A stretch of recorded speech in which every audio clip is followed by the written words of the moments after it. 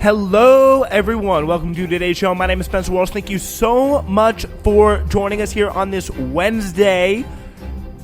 And a little bit of an embarrassing confession to make about Monday's show. I did it, but I forgot to post it. It's a little bit embarrassing.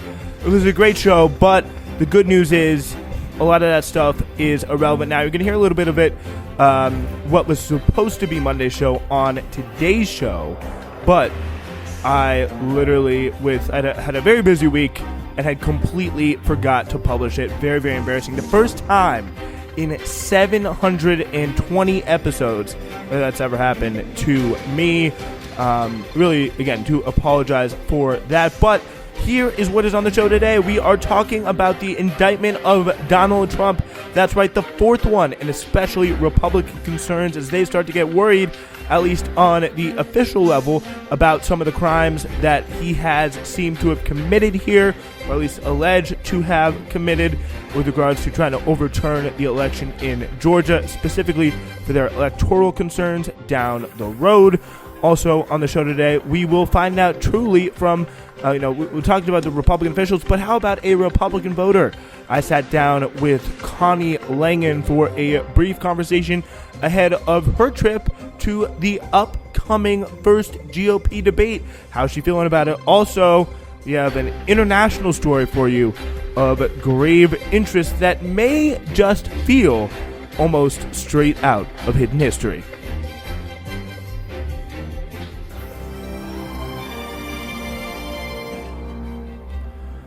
All right, so we do have a great show for you today, and we are getting right into it with the Trump indictment. It's going to be a pretty interesting story for you, and a pretty important one as well. As yes, Trump has been indicted, as we all know, with a few other people for this is now for the Georgia indictment. There was obviously a Jack Smith indictment that came a few weeks ago. Before that, we had the documents indictment back in, I believe, July, and then back, I think, in April or March or something like that. That was when we had the Stormy Daniels porn star money indictment. They have been definitely kind of upping the ante gradually more and more in terms of severity.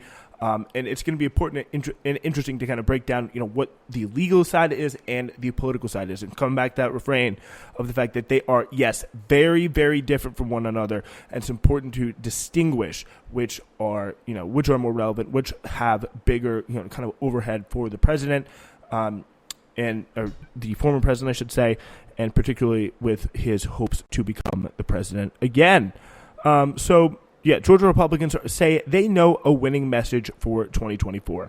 Under President Biden, voters are struggling with inflation, gas prices are on the rise, and undocumented immigrants are streaming across the southern border. But they fear Donald Trump, the frontrunner for the Republican nomination, will not be able to stay on message. Trump's obsession with the 2020 election, now heightened by two criminal cases over his efforts to steal it, threatens to reopen wounds in the state's GOP that had bedeviled it in the 2.5 years since he pushed to overturn Biden's narrow victory there.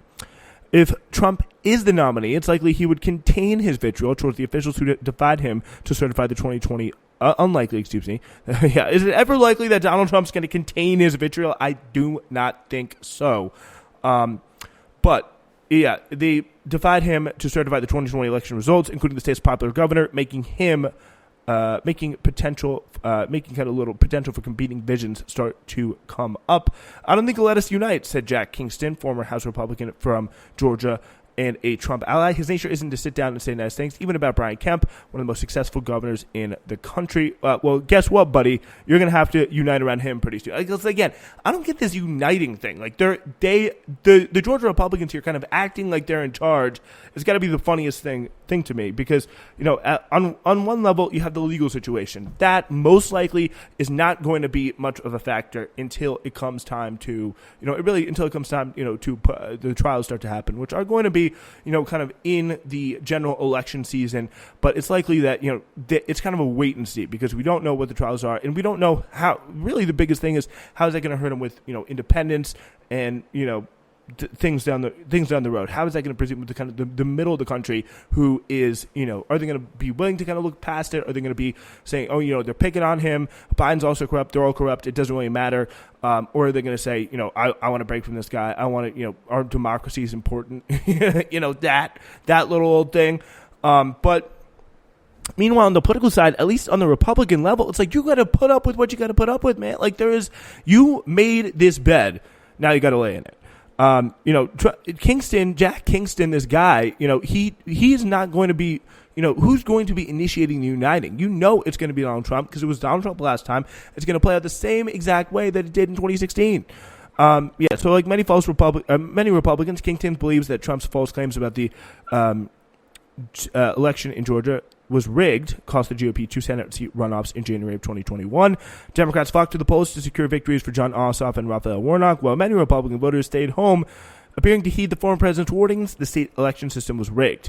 Trump's false claims will now likely be on trial in that state and its most populous county of Fulton as the presidential election campaign heats up. The 41-count indictment is the most sweeping of the 4 criminal cases that Trump faces, stretching from the Oval Office to the Georgia Secretary of State's office to the elections office in Tiny Coffee County, Georgia, where Trump allies successfully copied sensitive software. So this is something that's going to be more, the connection to Trump. It may be a little bit hard for them to pull, but it all kind of depends what narrative they can paint, at least on a political level. When it comes to juries and trials and things like that, I don't really know. That I think that's kind of a much more in the wait and see category. But it is definitely looking way less good than it is for him politically. Republicans in Georgia have always had fissures, said Rusty Paul, a Republican mayor of Sandy Springs, a rapidly growing Fulton County suburb abutting the capital, Atlanta, to the north. Voters in Georgia and the other rural stretches North Georgia, tend to be staunchly conservative, and voters in the populous suburbs of Atlanta were once reliably Republican but more moderate. Low country Republicans in Savannah are still another breed.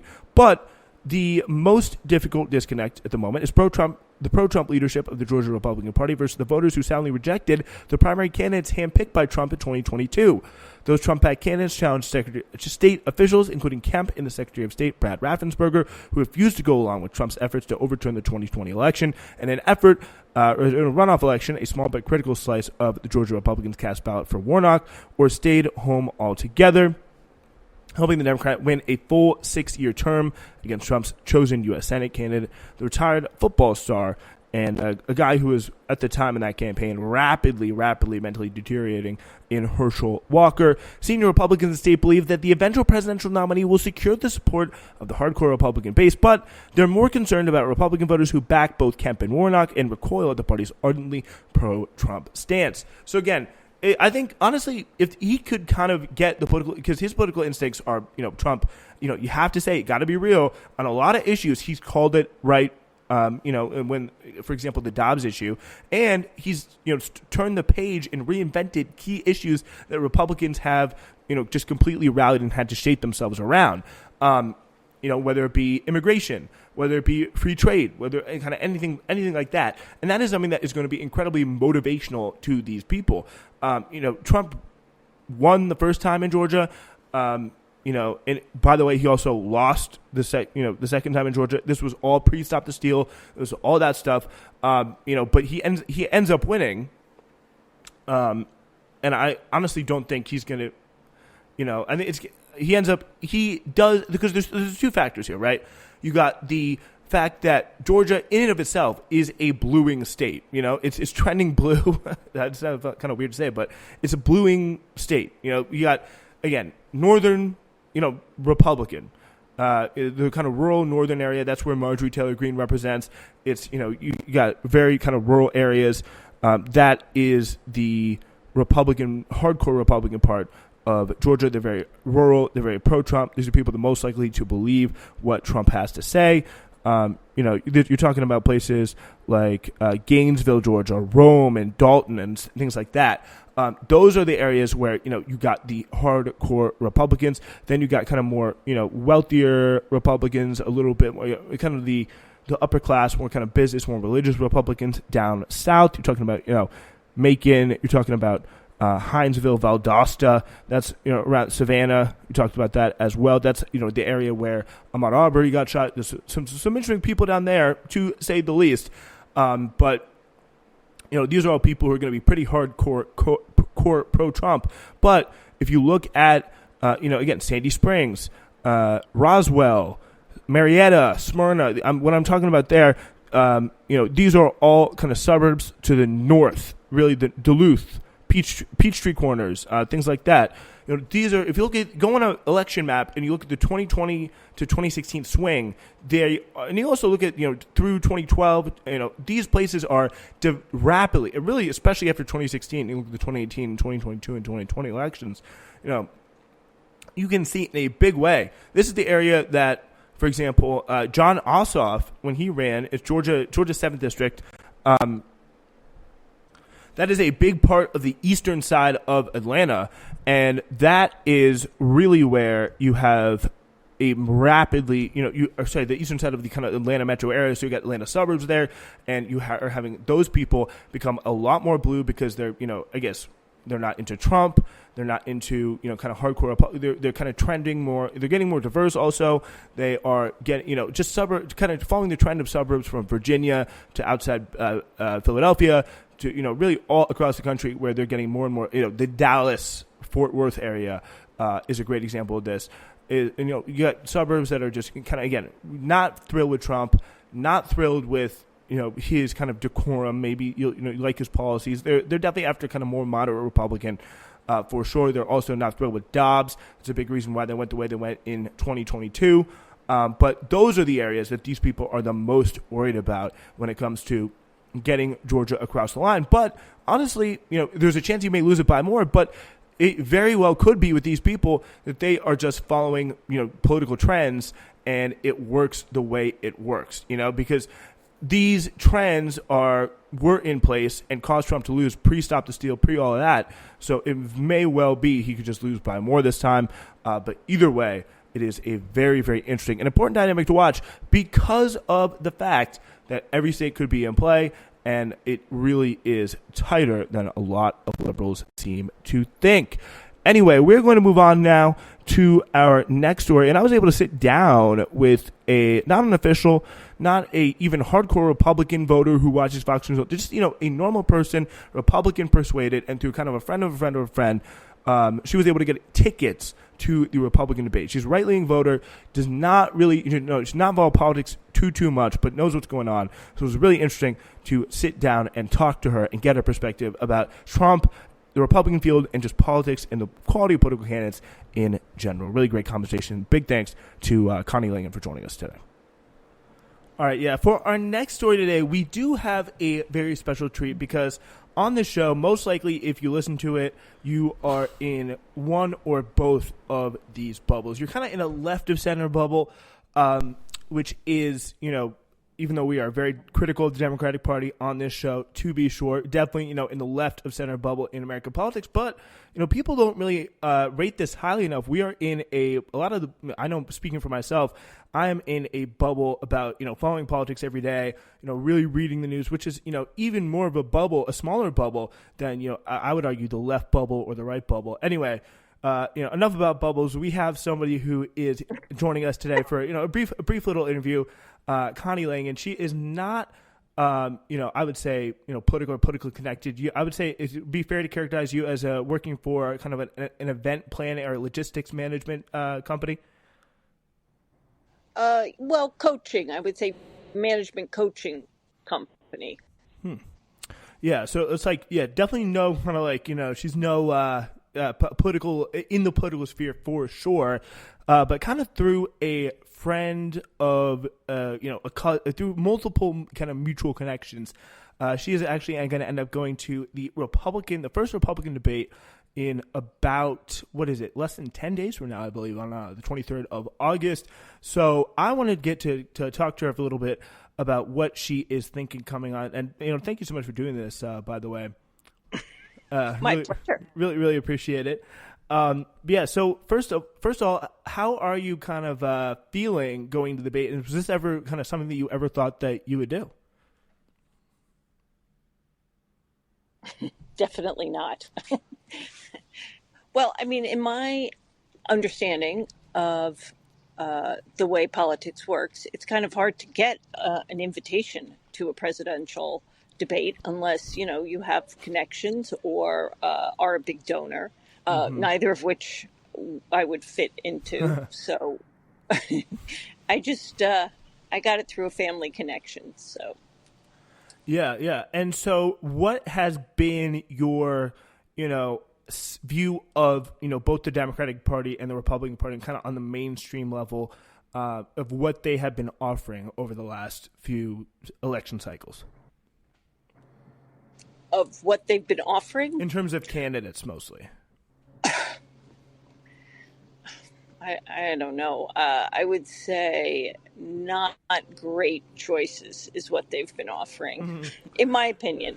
Yeah. I would say that I am fiscally conservative and socially fairly liberal, right? I mean, I I don't want to get in somebody else's bedroom and I don't want them in mine, but I don't want to give away all my money to the government because I don't think that their interests and my interests align necessarily. That being said, I didn't vote for Biden. I don't think he's a great president. You know, I'm going to the presidential election, I mean, debate, and I'm very interested to see how it turns out, I have to say. Are you so? If you don't mind me asking, did you vote for Trump last time, or did you stay home? Who did I vote for the last time? Yeah, yeah. If you didn't vote I voted for for Trump. Interesting. So, are you kind of how are you feeling that he's not going to be at the first debate? You know, Trump's advantage is that he's everywhere, right? Everybody knows who he is. He's got, multiple ways to reach the people. He's a household name. He's already been president. The guys that are at the debate, they're the ones that, nobody's heard of. Maybe they don't know that much about what they stand for. And frankly, at this point, short of seeing the candidates in person, I'm not sure how you can almost trust anything that the media reports. I'm a firm believer that everything the media reports comes through a filter, whichever filter it is, right, left, Mm-hmm. center, whichever one. So as far as I'm concerned, the only way to know something is absolutely true is to see it for yourself. So in that respect, I shall hear from the horse's mouth what each of the candidates believes. Yeah. So, speaking of the horses' mouths, I guess, are you looking at any one horse in particular, or what would be your kind of ideal candidate for, in the field? Maybe they're not in the field, but is there any one candidate that's kind of standing out to you? It's hard to say. You know, the things that I liked Trump's policies. I didn't necessarily like him so much. Vivek, who is part of the reason we're going to the debate. He stands for some really good things. Do I think he'll get elected? I don't know. And if he did, I don't know how much political capital he has, and that's pretty much the swampy situation. So it's hard to know, which one would be the ideal one. I think there are a lot of options. None of them are perfect. The least bad option, I think. Yeah, that is definitely a choice I think a lot of Americans are familiar with making, is the kind of the lesser of two evils there for sure. You did mention Vivek and Donald Trump, but there is kind of a man in the middle there, which is obviously Ron DeSantis. I was wondering, because you said that you like a lot of what of Ron DeSantis, or sorry, you like a lot of Trump's policies, but not necessarily his style.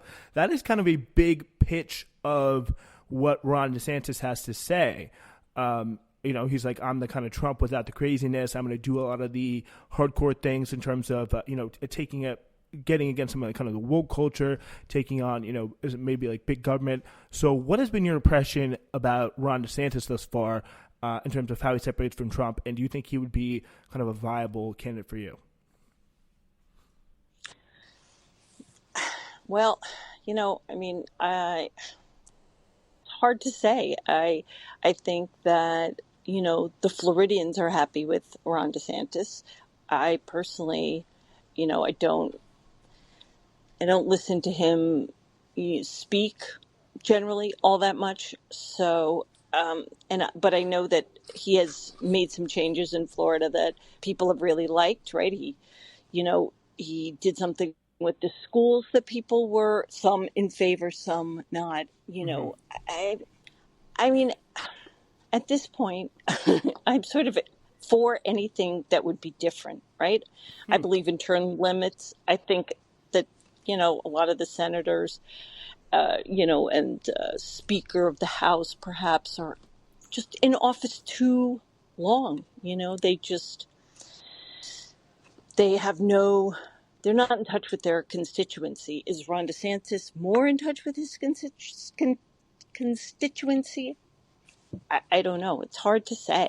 I think in a perfect world, you know, the senators, the presidents, they should all have to like wear a disguise and like be a regular Joe for a day and see what that's like. Because Yeah.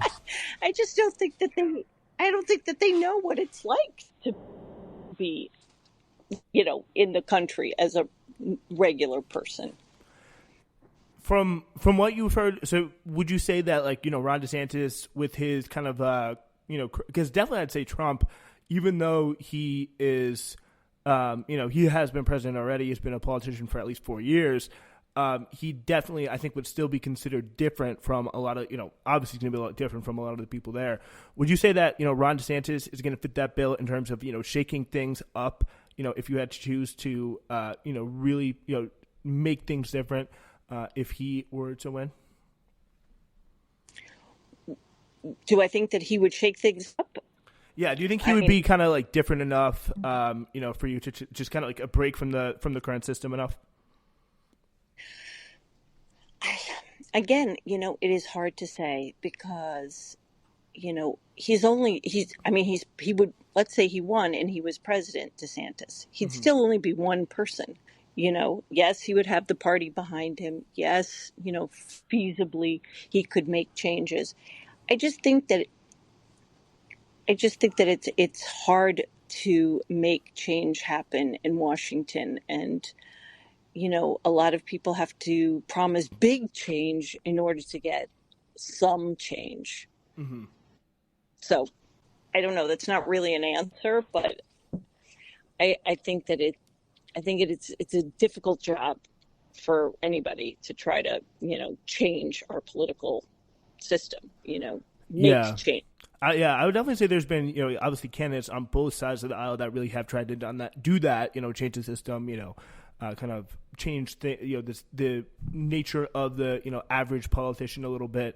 But both sides, I think, they've run into some serious obstacles from kind of the more entrenched politicians on either side.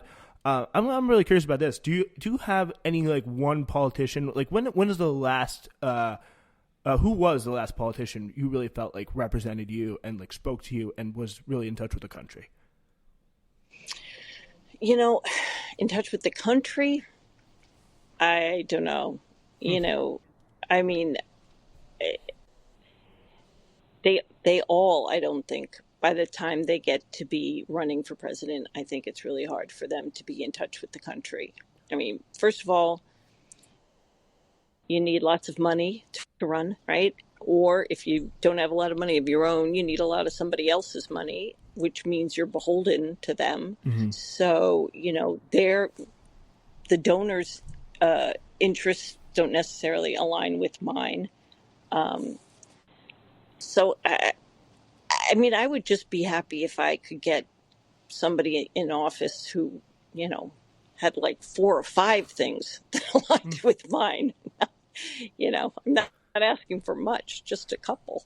But is there any like politician that you remember like really like liking, connecting with, maybe on a more personal level?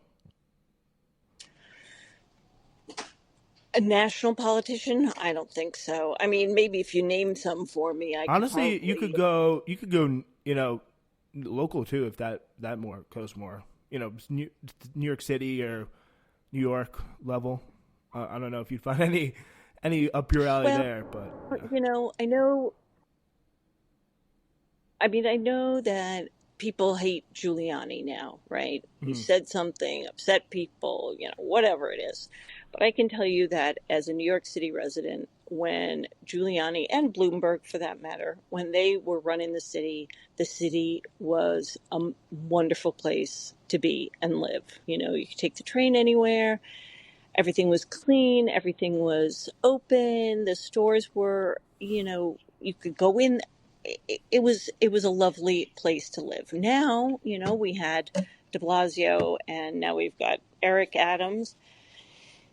you know the city is just, it's back to, the way it was in like the 80s, the 70s and the 80s, when there were, prostitutes on every corner. I'm not saying there are prostitutes on every corner now. I'm not saying there's anything wrong with being, whatever trade you choose to be in. I'm saying, as a resident, comfortable to live in the city today. It was more comfortable when the two of them were in charge.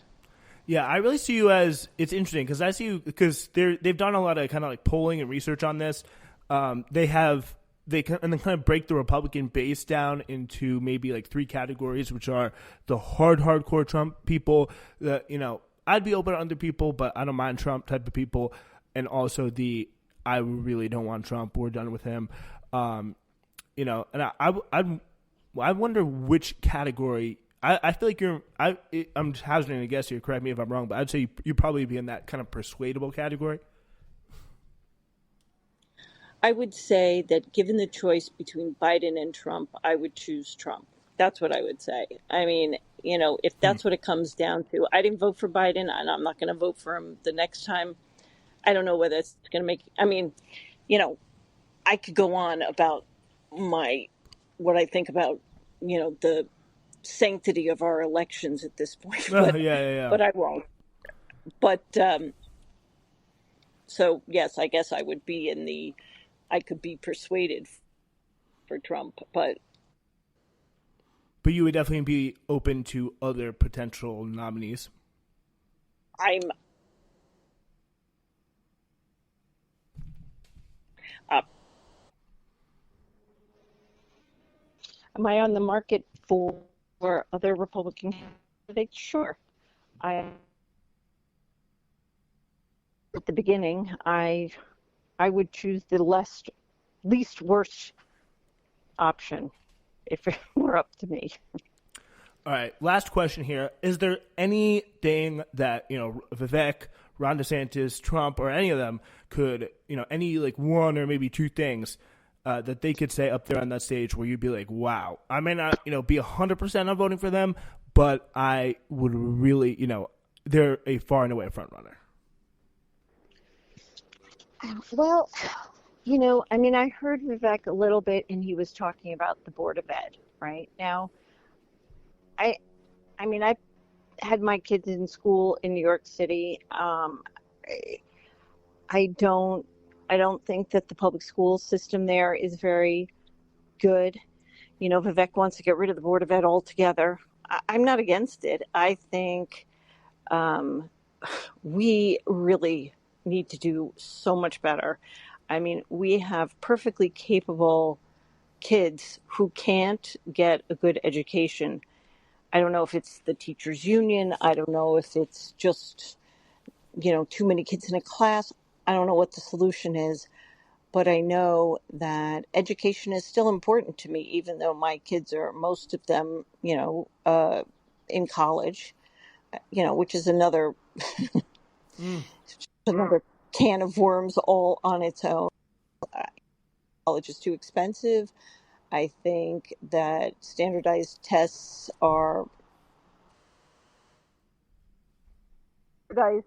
standardized tests, I think 50 years ago maybe were worthwhile. Now I think they're just a way for, people with means to get their kids into a better school. So I don't know how fair those standardized tests are. So, is there one thing? There are so many. Would I like my taxes to be less? Yes. Would I like to get more for my taxes? Sure. So, there are lots, but I think that, and foreign policy, obviously, I am concerned with that also. Hmm. We With we regards have to Ukraine? no. Well, first of all, I don't think we should be sending all that money over there. But again, not my call. But I also, I think our dependence on foreign oil is not great. I think sending all our jobs to China is not great. There are a lot of things that we need, in my opinion, to change in this country. I don't know that there is a candidate out there that can do it because, they all have to fight against the stream, and the stream is all going in one direction, which is, you know, I think, to benefit themselves and not so much the American people. So, All right. On that note, yeah, thank you very much for joining us today, and I hope you enjoy your time at the debate and hope it's very informative. yes, shall I send you some pictures? Oh, certainly. Love to see them. You get a picture with Vivek or something. I will. I'll do my best. All right. Thank you very much.